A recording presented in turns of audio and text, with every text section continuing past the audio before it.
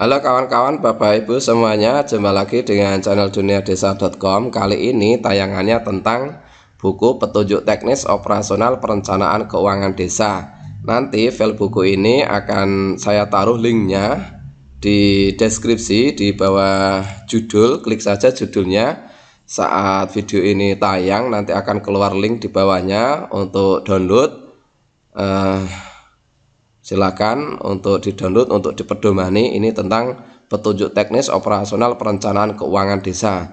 Sebelumnya saya sudah upload buku pengelolaan keuangan desa, buku induknya. Simak saja video sebelumnya. Dan sekarang bagian yang kedua yaitu perencanaan keuangan desa.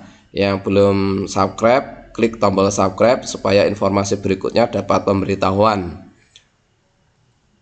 Petunjuk teknis operasional perencanaan keuangan desa.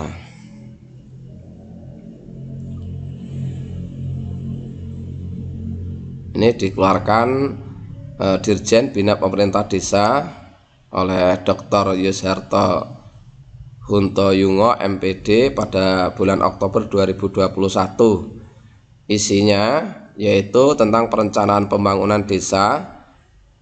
Bagian isi dari perencanaan pembangunan desa yaitu ketentuan umum, penyusunan RKP desa, prioritas penggunaan dana desa, kemudian yang kedua perencanaan anggaran, yang ketiga ketentuan lain-lain. Yang pertama, pada ketentuan lain-lain itu dibahas tentang perubahan APB desa, B. perubahan penjabaran APB desa, C. perubahan APB desa dan penjabaran APB desa dalam keadaan luar biasa. Perencanaan pembangunan desa, ketentuan umum. Perencanaan pembangunan desa itu diawali dengan pemerintah desa menyusun RKP desa sebagai penjabaran RPJM desa. Jadi induknya buku perencanaan desa adalah RPJM desa. RPJM desa berlaku untuk masa 6 tahun masa jabatan petinggi atau kepala desa. Sementara RKP desa adalah penjabaran RPJM desa untuk tiap tahun selama 6 tahun. RKP desa disusun oleh pemerintah desa sesuai dengan informasi dari pemerintah daerah, kabupaten kota berkaitan dengan pagu indikatif desa dan rencana kegiatan pemerintah daerah provinsi dan pemerintah daerah kabupaten kota. Langkah yang ketiga, RKP desa mulai disusun oleh pemerintah desa pada bulan Juli tahun berjalan. Yang keempat, RKP desa ditetapkan dengan peraturan desa paling lambat akhir bulan September tahun berjalan. Yang kelima, RKP desa menjadi dasar penetapan penyusunan APB desa. Kepala desa menyusun RKP desa dengan mengikut sertakan masyarakat desa. Kemudian penyusunan RKP desa, musyawarah desa. Badan Permusyawaratan Desa menyelenggarakan musyawarah desa dalam rangka penyusunan rencana pembangunan desa. Hasil musyawarah desa menjadi pedoman bagi pemerintah desa menyusun rancangan RKP desa dan daftar usulan RKP desa. BPD menyelenggarakan musyawarah desa paling lambat bulan Juni tahun berjalan. Agenda pokok musyawarah desa dalam penyusunan rencana pembangunan desa adalah sebagai berikut. Mencermati ulang dokumen RPJM desa. Yang kedua, menyepakati hasil pencermatan ulang dokumen RPJM desa. 3. Hasil kesepakatan sebagaimana dimaksud pada ayat 1 dituangkan dalam berita acara. Berita acara dimaksud menjadi pedoman kepala desa dalam menyusun RKP desa. Membentuk tim verifikasi sesuai dengan jenis kegiatan dan keahlian yang dibutuhkan. Tim verifikasi dapat berasal dari warga, masyarakat, dan atau satuan kerja perangkat daerah kabupaten kota.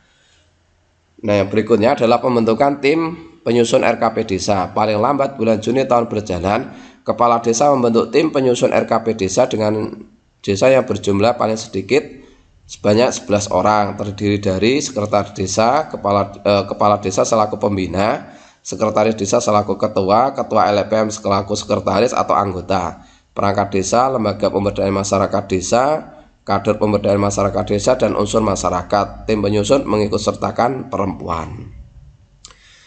Tim penyusun RKP desa ditetapkan dengan keputusan kepala desa dan melaksanakan kegiatan-kegiatan sebagai berikut. Jadi setelah ditetapkan tim penyusun RKP desa oleh kepala desa, kegiatan yang dilakukan oleh tim penyusun RKP desa yaitu 1. Pencermatan pagu indikatif desa dan penyelesaian program kegiatan yang masuk ke desa. Tim penyusun RKP Desa melakukan pencermatan pagu indikatif desa yang meliputi rencana dana desa yang bersumber dari APBN, rencana alokasi dana desa yang merupakan bagian dari dana perimbangan yang diterima kabupaten atau kota, rencana bagian dari hasil pajak daerah dan retribusi daerah kabupaten kota, dan 4. Rencana bantuan keuangan dari anggaran pendapatan dan belanja daerah baik provinsi maupun kabupaten. Hasil pencermatan sebagaimana tersebut di atas dituangkan dalam format pagu indikatif desa.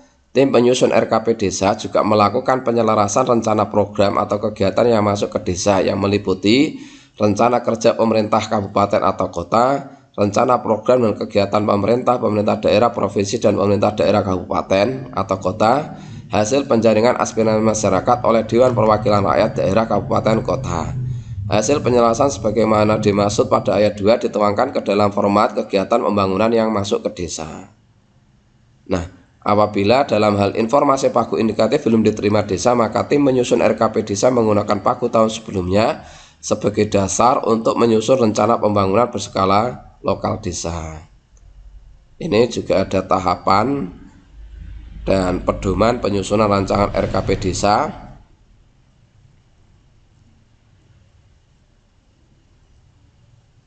Nah, contoh daftar belanja rutin pada RKP Desa maupun APB Desa.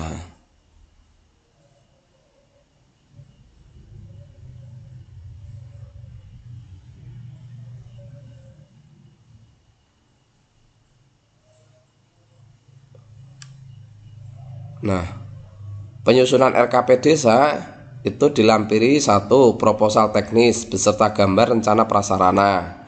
2. Rencana anggaran biaya atau RAB. Proposal teknis beserta gambar rencana prasarana itu untuk kegiatan infrastruktur. Kemudian yang berikutnya dokumen pemeriksaan proposal teknis dan RAB. Nah, ini juga dibahas tentang perubahan RKP Desa.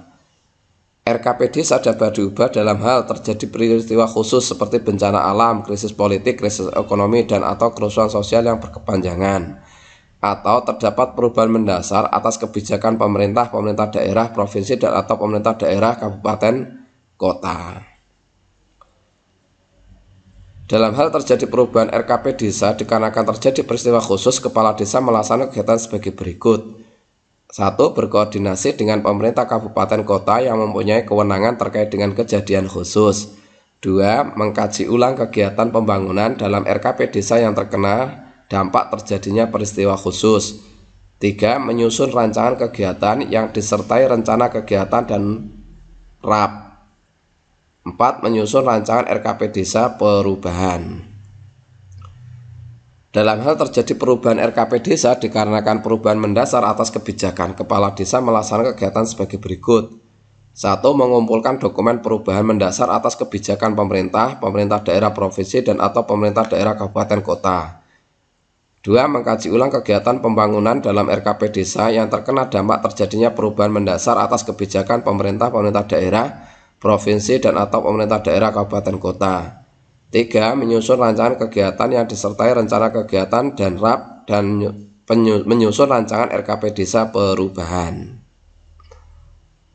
Nah, ini juga ada penjelasan pengajuan daftar usulan RKP Desa. Dan yang berikutnya yaitu prioritas penggunaan dana desa. Prioritas penggunaan dana desa adalah pilihan program dan atau kegiatan yang didahulukan dan diutamakan daripada pilihan kegiatan lainnya untuk dibiayai dengan dana desa. Prioritas penggunaan dana desa setiap tahun ditetapkan melalui Peraturan Menteri Desa, Pembangunan Daerah Tertinggal dan Transmigrasi.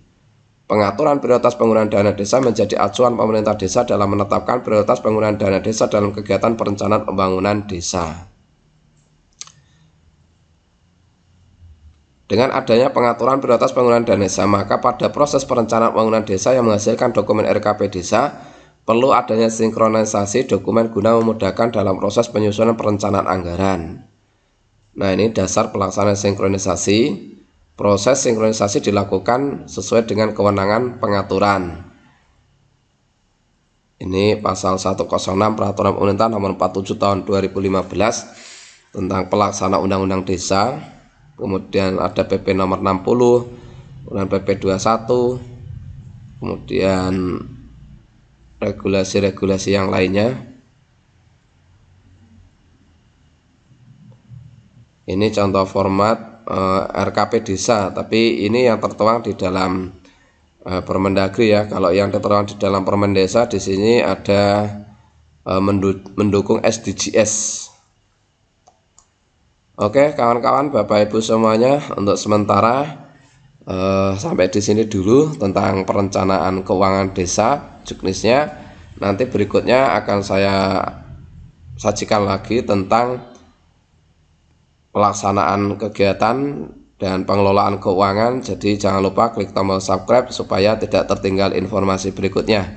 Silakan bagikan jika tayangan ini bermanfaat. Yang sudah klik jempol, saya ucapkan terima kasih. Kalau ada pertanyaan silakan tinggalkan komentar.